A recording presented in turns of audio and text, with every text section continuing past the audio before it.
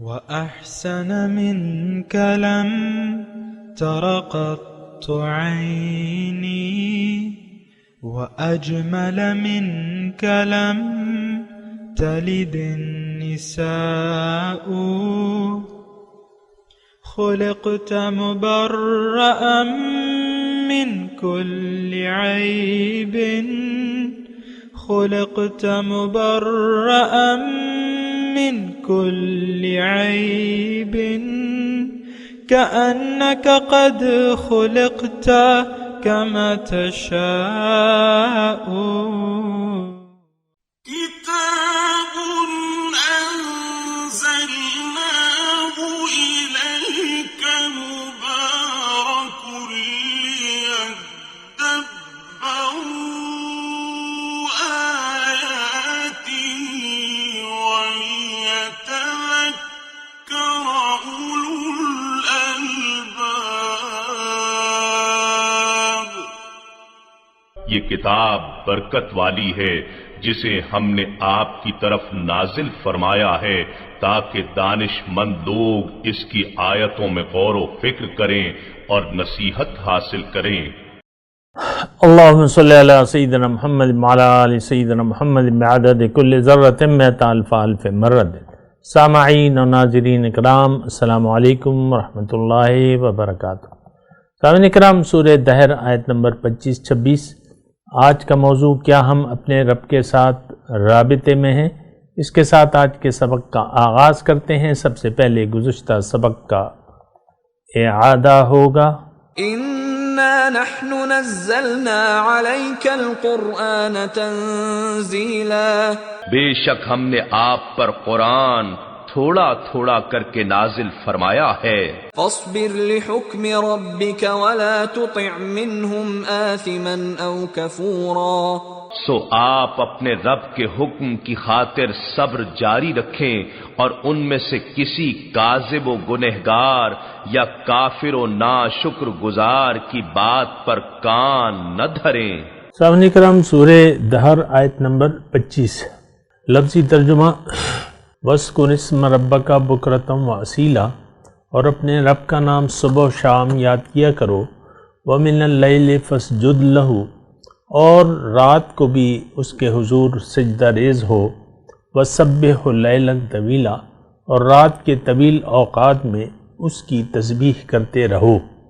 إِنَّ هَؤُلَاءِ يُحِبُّونَ الْعَاجِلَةَ، یہ لوگ تو جلدی حاصل ہونے والی چیز سے محبت رکھتے ہیں. وَيَذَرُونَ وَرَاءَهُمْ يَوْمًا ثَقِيلًا، اور آگے جو بھاری دن آنے والا ہے اسے نظر انداز کر دیتے ہیں. سامعین اکرام، آیت نمبر 23-24 ہم نے مطالعہ کیا تھا گزشتہ درس میں، اور اس کا خلاصہ یہی ہے. یعنی میں تھوڑا سا آپ کو مختصر طور پہ بتاؤں کہ اب یہ آیت نمبر 23 اور 24 سے جو بات شروع ہوئی ہے، یہ داعی الی الحق سے اللہ تعالیٰ مخاطب ہے کہ یہ قرآن میں نے نازل کیا ہے اور پھر تم اب اس پہ صبر کرو، یعنی جمے رہو، اپنا کام کرتے رہو، اور اس کے راستے میں جو بھی مشکلات آتی ہیں اس کو برداشت کرو اور اس کے سامنے سر نہ جھکاؤ. یہ گزشتہ سبق کا خلاصہ تھا. آج کا جو سبق ہے وَاذْكُرِ اسْمَ رَبَّكَ بُكْرَةً وَأَصِيلًا، کہ اپنے رب کا نام صبح و شام یاد کرو اور رات کو اٹھ کے اس کے آگے سجدہ ریز ہو. ایک بہت ہی زبردست بات ہے، حکمت والی بات ہے کہ دیکھیں اس میں، یعنی مختصر طور پہ میں کیا بتاؤں، میں یہ بتاؤں گا کہ آپ کو کہ اس میں ایک زبردست خوراک ہے، ٹونک. داعی الی الحق کو اللہ تعالیٰ ایک زبردست ٹونک دے رہا ہے. دیکھیں اللہ کی یاد میں بہت بڑی طاقت ہے، اور اصل میں اللہ کی یاد ہی تمام نیکیوں کی جڑ ہے. اللہ کی یاد، اور اللہ کی یاد سے طاقت حاصل کی جاتی ہے. یعنی جیسے کہ سورہ فاتحہ میں ہے کہ ایاک نعبد و ایاک نستعین، اے اللہ تعالی ہم تیری بندگی کرتے ہیں اور تجھی سے مدد مانگتے ہیں۔ تو اللہ جو ہے، اللہ کی ذات جو ہے وہی مددگار ہے۔ جیسے کہ ایک اور آیت ہے کہ حسبنا اللہ و نعم الوکیل، اللہ تعالیٰ میرے لیے کافی ہے اور بہت اچھا کارساز ہے۔ پھر اللہ تعالیٰ نے فرمایا ہے کہ الیس اللہ بکاف عبدہ، کہ کیا اللہ تعالیٰ اپنے بندے کے لیے کافی نہیں ہے، یعنی کافی ہے، یعنی اللہ کی مدد۔ اور ایک اور آیت میں آپ کو اللہ کی توفیق سے یہ بھی سنو کہ اللہ تعالیٰ نے قرآن میں فرمایا ہے مومنوں سے، داعیان الی الحق سے، ینصرکم اللہ فلا غالب لکم، اگر اللہ تمہاری مدد کرے تو تم پر کوئی غالب نہیں آ سکتا۔ اب یہاں بات ہو رہی ہے سامعین کرام کہ اللہ کی یعنی داعی الحق جو ہے اس کے تو ساری کی ساری دعوت کی بنیاد جو ہے وہ اللہ ہے، یعنی اللہ کے لیے وہ یہ کام کر رہا ہے۔ اب اللہ تعالیٰ کی مدد اسے درکار ہے، تو اللہ کی مدد حاصل کرنے کا طریقہ کیا ہے کہ وہ اس آیت میں اللہ تعالیٰ بتا رہے ہیں وَاذْكُرِ اسْمَ رَبِّكَ بُكْرَةً وَأَصِيلًا، صبح و شام اس کا ذکر کرتے رہو۔ الحمدللہ، صبح و شام، یعنی اب ذکر جو ہے دو قسم کا ہے، ایک ذکر عملی ہے، ایک ذکر لسانی ہے، ذکر قلبی ہے۔ ذکر قلبی یہ ہے کہ آپ یعنی تمام حالات کو اللہ تعالیٰ کی طرف سے تصور کریں، نمبر ایک۔ تو اس میں اگر ایسا ہوگا، یعنی اگر آپ تمام حالات کو، اب بات کیا ہو رہی ہے کہ وَلَا تُطِعْ مِنْهُمْ آثِمًا أَوْ كَفُورًا فَاصْبِرْ لِحُكْمِ رَبِّكَ، اپنے رب کے حکم سے آپ صبر اختیار کیجئے۔ صبر کا میں نے آپ کو بتایا تھا کہ حق پر قائم رہیے، اپنی دعوت کو جاری و ساری رکھو۔ داعی الحق سے اللہ تعالیٰ مخاطب ہے، اور اگر تم میں مدد چاہیے تو ذکر قلبی سے وَاذْكُرِ اسْمَ رَبِّكَ، اللہ کے نام کی دل سے یاد، یعنی دل سے آپ اس بات کے قائل ہوں کہ حالات اللہ تعالیٰ کے قابو میں ہیں۔ اور ایک دعا ہے اللہم،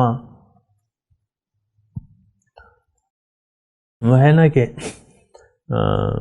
اے اللہ تعالیٰ تو جسے چاہے عطا کرے اور جسے چاہے، لا مانع لما اعطیت ولا منع، ایسے وہ آیت ہے نا مشہور، وہ ہے کہ اگر تو عطا کرے کوئی روک دینے والا نہیں ہے، اگر تو روک لے کوئی دینے والا نہیں ہے۔ اس کا مفہوم یہ ہے، اور تجھ سے بڑی شان کسی کی نہیں ہے، اور ساری نفع دینے والی ذات۔ اصل میں یہ بات ہے کہ انسان اللہ تعالیٰ کے ساتھ ایک قلبی تعلق سے جڑا ہوا اور اس کے دل میں اللہ کی یاد راسخ ہو تو وہ پھر حالات کا مقابلہ بڑی آسانی سے کر لیتا ہے۔ مثال کے طور پہ میں آپ کو بتاؤں سامعین کرام، حضرت امام حسین کی آپ مثال لے لیں کہ ان کو معلوم تھا کہ میں حق پہ ہوں، امام حسین کو، اور ان کا دل اللہ کے ساتھ جڑا ہوا تھا۔ اب دیکھیں یعنی جس طریقے سے، اب وہ پورا واقعہ ہے لیکن یہ ہے کہ جس طریقے سے وہ مکے سے چلے اور راستے میں مطلب یہ ہے کہ مختلف وفود آتے رہے، ان کو روکتے رہے، لیکن وہ اپنے مشن سے باز نہ آئے، پھر یہاں تک کہ وہ قافلے جو یزیدی لوگ تھے ان سے ان کا مقابلہ ہوا، وہاں بھی وہ حق پہ جمے رہے، انہوں نے مختلف تجاویز پیش کی، لیکن وہ اور ان کو یعنی جھکانے کی کوشش کی، لیکن وہ جھکے نہیں، سمجھوتا نہ کیا باطل کے ساتھ اور رب کے ساتھ۔ یہ میں صرف یہ کہہ رہا ہوں وَاذْكُرِ اسْمَ رَبِّكَ بُكْرَةً وَأَصِيلًا، صبح و شام اپنے رب کے نام کا ذکر کرو۔ اب ذکر میں آپ سے کہہ رہا ہوں کہ صرف یہاں مراد ذکر لسانی نہیں ہے، ذکر اصل میں ہوتا ہے دل سے، یاد اصل میں دل سے ہوتی ہے، تو یاد اگر دل سے آپ اللہ تعالیٰ کو یاد کریں اور آپ مخلص ہیں تو اللہ تعالیٰ کی رحمت آپ کے ساتھ ہوگی۔ دوبارہ میں یہ جملہ آپ کے سامنے پیش کرتا ہوں، اگر آپ مخلص ہیں اپنے مقصد میں، داعی الحق اگر اپنے مقصد میں مخلص ہے اور وہ نیک نیتی سے، اخلاص خلوص قلب کے ساتھ، لوگوں کی بھلائی کے خیال سے لوگوں کو اللہ کی طرف بلا رہا ہے، تو اب یہ ہے نا کہ اس کا جو مولا ہے وہ تو اللہ ہے، اس کا جو کارساز ہے، اس کا جو مددگار ہے وہ اللہ ہے۔ تو یہ وذکر اسم، یہ یعنی اللہ کے نام کو یاد کرو، یاد رکھو صبح و شام، ہر وقت، یعنی ہر وقت۔ اور پھر دوسری آیت میں کیا ہے؟ وَمِنَ اللَّيْلِ فَاسْجُدْ لَهُ وَسَبِّحْهُ لَيْلًا طَوِيلًا۔ یہ ایک بہترین سامعین کرام جملہ ہے، اور ہو سکتا ہے میں اس کی تفصیل کا حق، بالکل ہو سکتا ہے نہیں، یقیناً میں اس کی جو تفصیل ہے اور تشریح ہے اس کا میں حق ادا نہیں کر سکتا۔ یہ میں آپ کو واضح طور پہ اپنی عاجزی کا، ان آیات کی تفسیر کے سلسلے میں اپنی عاجزی پیش کر رہا ہوں کہ میں اس کا حق نہیں ادا کر سکتا، لیکن یہ اتنی گہری بات ہے۔ اور گہری بات کیا ہے؟ دیکھیں، میں آپ کو ایک بات بتاؤں کہ ایک درخت ہے، ایک پودا ہے، وہ جڑ نظر نہیں آ رہی، لیکن وہ پودا یعنی 20 فٹ لمبا پودا ہے یا درخت ہے، مثال کے طور پر عرض کر رہا ہوں، لیکن وہ اپنے جڑ کے ساتھ جڑا ہوا ہے۔ جڑ سے وہ کسی وقت بھی اس کا حال، اس کا ظاہر اس کی جڑ سے الگ نہیں ہے۔ اسی طرح مومن کا جو ظاہر ہے، جو بھی اس کے کام ہیں، وہ اس کی باطن سے کٹ کے نہیں ہے۔ باطن کیا ہے مومن کا؟ اللہ۔ تو اللہ تعالیٰ کو وہ بھلا نہیں سکتا، کسی بھی لمحے، کسی بھی حالت وہ اللہ کو بھلا نہیں سکتا۔ اور اللہ تعالیٰ بھی اس کی تاکید میں یہ فرما رہے ہیں کہ وَاذْكُرِ اسْمَ رَبَّكَ بُكْرَةً وَأَصِيلًا، صبح و شام تم اپنے رب کا نام یاد کرو۔ کیوں کہ تبارک اسم ربک ذو الجلال والاکرام، تمہارے رب کا نام جو ہے بہت بابرکت ہے۔ اوہو، تبارک اسم، اب اگر دیکھیں نا آپ کہ اس میں تذکرہ ہے نام کا، وَاذْكُرِ اسْمَ۔ اچھا، سورہ مزمل میں کیا ہے؟ یہی ایک آیت ہے، تھوڑی سی مختلف طریقے سے ہے کہ وَاذْكُرِ اسْمَ رَبَّكَ وَتَبَتَّلْ إِلَيْهِ تَبْتِيلًا، اپنے رب کا نام یاد کرو۔ یہ ہمیں تو اتنی یعنی خالق کی طرف سے ہماری معرفت نہیں، نہ ہے، نہ ہم حاصل کرنا چاہتے ہیں، لیکن بات یہ ہے کہ رب کی یاد جو ہے، پھر خصوصاً رب کے نام کو یاد کرنا۔ اور میں تھوڑا سا اللہ تعالیٰ کی توفیق سے اس کے بارے میں تھوڑی سی بات یہ کرتا ہوں۔ مثال کے طور پہ جو بھی آپ نام لیتے ہیں اس کی اثرات آپ کے یعنی زبان پر بھی آ جاتے ہیں۔ مثال کے طور پہ آپ کھٹی املی کا نام لیتے ہیں، املی املی املی املی، تو یقیناً آپ کے ذہن میں اس کی کھٹاس، جو تراوت ہے، جو کھٹاس ہے، آپ کے ذہن میں بھی آئے گی، آپ کی زبان میں بھی پانی آئے گا نام کو یاد کرنے سے۔ یا آپ مالٹا مالٹا مالٹا کہہ رہے ہیں، پھر آپ کو اس کی جو ساری اس کی مالٹے کی جو ذائقہ ہے وہ آپ کو یاد ہے۔ یا کیلا کیلا کیلا، ظاہر ہے آپ کو سارا۔ پھر آم آم آم آم، یہ نام میں بڑی چیز ہے۔ اور پھر رب کا نام اللہ، بیان سے باہر ہے، اس کی تاثیرات اور اس کی برکات بیان سے باہر ہیں سامنے کرام۔ اور اسی لیے اللہ تعالیٰ نے رب کے نام کو یاد کرنے کا تذکرہ کیا ہے۔ اور ہمارے آپ دیکھیں صوفیہ کے سلسلوں میں رب کے جو اللہ اللہ ہے باقاعدہ ایک شامل ہے، اپنے ظاہری اذکار میں بھی شامل ہے، اور یعنی اس کا ظاہری ورد بھی جو ہے یہ صوفیہ اکرام کرتے رہتے ہیں، خود بھی کرتے ہیں، اپنے مریدین کو بھی کرواتے رہتے ہیں، اللہ اللہ اللہ اللہ اللہ اللہ۔ تو وَاذْكُرِ اسْمَ رَبِّكَ، تھوڑا سا یعنی میں آپ کو لے جانا چاہ رہا ہوں اس برکات کی طرف، اور آگاہ کرنا چاہ رہا ہوں تھوڑا بالکل تھوڑا سا، کہ یہ رب کے نام کا یاد کرنا۔ اب یہ رب کا نام کا ذائقہ جو ہے یہ پھر ان لوگوں کو آئے گا، یہ ایک بات نوٹ کر لیں، یہ جو یحبون العاجلہ جو اگلی 27 نمبر کی آیت میں، ان کو نہیں پتہ چلتا، ان ہؤلاء یحبون العاجلہ، یہ تو عاجلہ سے محبت کرتے ہیں، ان کو رب کے نام کی جو مٹھاس ہے، جو کہ برکات ہیں، ان کو واقفیت نہیں ہو سکتی، کیونکہ ان کے دل میں یہ تو ذاکر ہیں دنیا کے، دنیا ہائے دنیا ہائے دنیا ہائے دنیا ہائے دنیا، اور اللہ والے کیا کہتے ہیں؟ ہائے اللہ ہائے اللہ ہائے اللہ ہائے اللہ۔ تو بہت بڑا فرق ہے، زمین و آسمان کا فرق ہے دونوں کی کیفیات میں اور واردات میں، بہت زیادہ فرق ہے۔ یہاں میں صرف آپ کو یہ 2 آیات جو ہیں اس کو ذرا نوٹ کر لیں، اس میں داعی الحق سے اللہ تعالیٰ مخاطب ہو کے کہتا ہے کہ تم میرے نام کی مالا جپا کرو اپنے دل و جان سے، اپنے روح، باطنی طور پہ اور ظاہری طور پہ بھی۔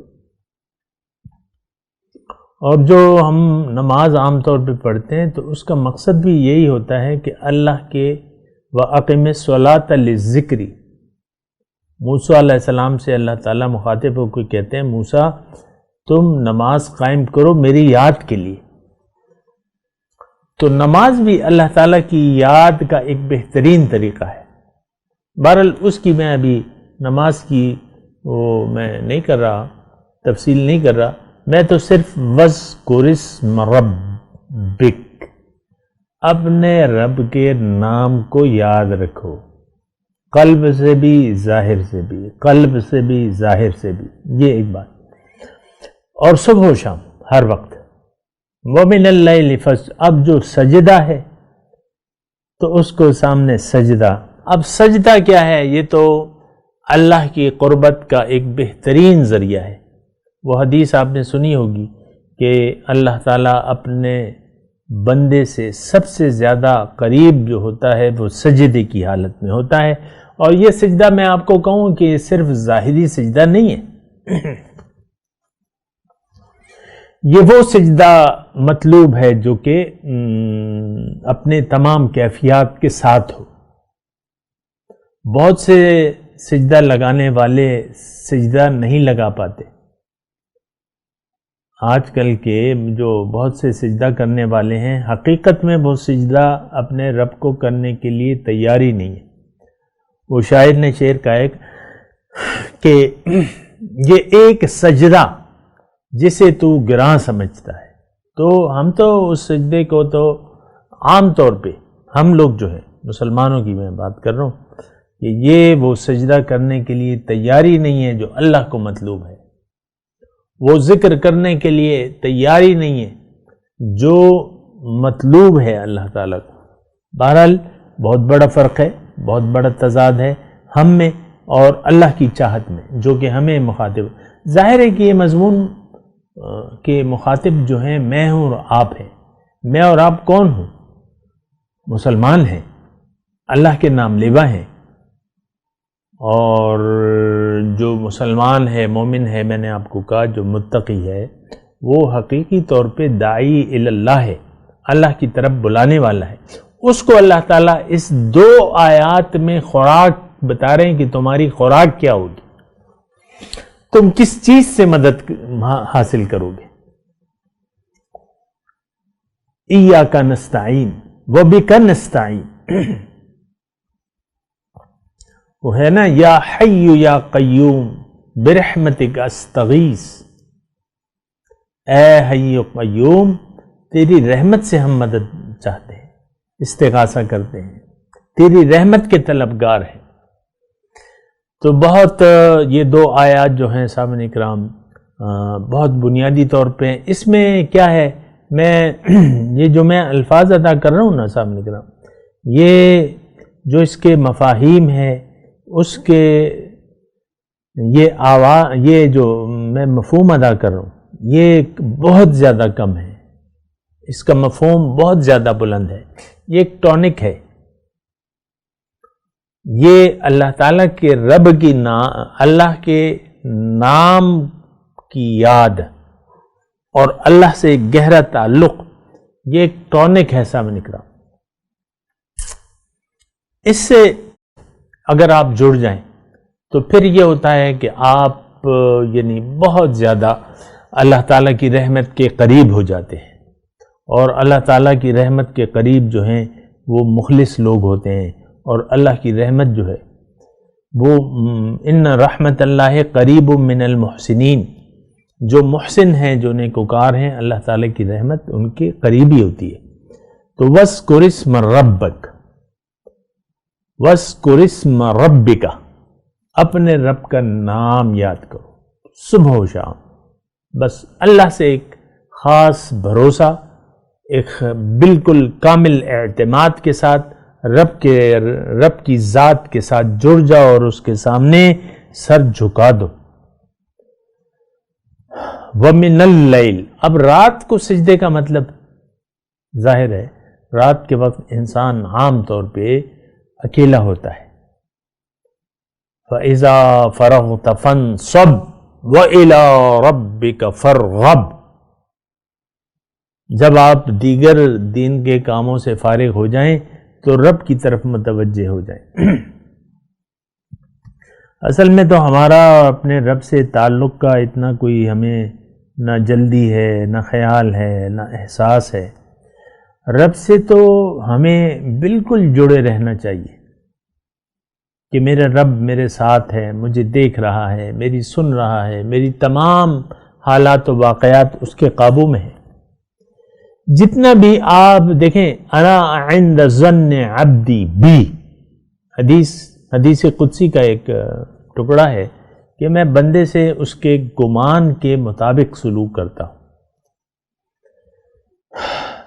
تو اب رب کے متعلق آپ کا جتنا بھی جو بھی گمان ہوگا رب آپ کے سامنے اسی طرح ہوگا، یعنی آپ رب کی رحمت اسی طرح آپ کے ساتھ ہوگی۔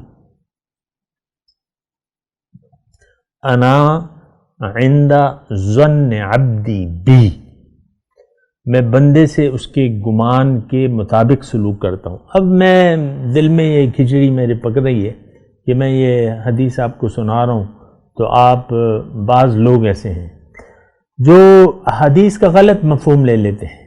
مثال کے طور پہ کوئی شخص یہ حدیث میں نے آپ کو سنائی کہ آپ رب کے ساتھ یہ گمان کر لیتے ہیں کہ رب مجھے جو ہے آئندہ مہینے وہ 1 کروڑ روپے عطا کرے گا، یعنی ایک گمان آپ قائم کر لیتے ہیں۔ پھر آپ